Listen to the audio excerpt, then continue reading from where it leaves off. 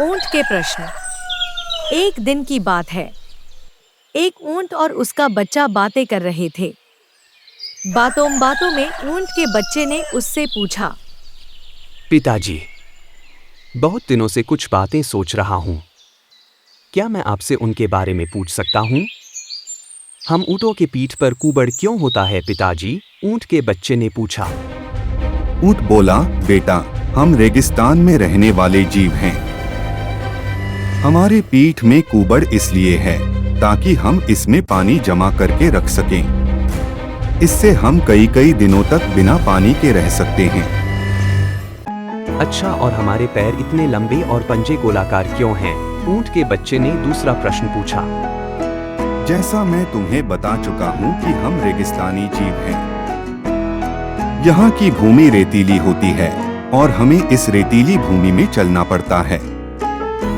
लंबे पैर और गोलाकार पंजे के कारण हमें रेत में चलने में सहूलियत होती है। अच्छा, मैं हमारे पीठ में कुबड़, लंबे पैर और गोलाकार पंजों का कारण तो समझ गया, लेकिन हमारी घनी पलकों का कारण मैं समझ नहीं पाता। इन घनी पलकों के कारण कई बार मुझे देखने में भी परेशानी होती है।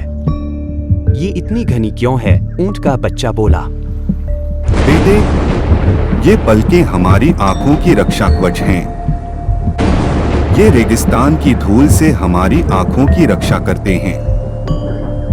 अब मैं समझ गया कि हमारी ऊँट में कुबड़ पानी जमा कर रखने, लंबे पैर और गोलाकार पंजे रेतीली भूमि पर आसानी से चलने और घनी पलकें धूल से आंखों की रक्षा करने के लिए है।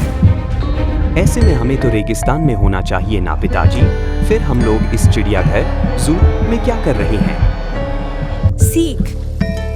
प्राप्त ज्ञान, हुनर और प्रतिभा तभी उपयोगी है जब आप सही जगह पर हैं, अन्यथा सब व्यर्थ है।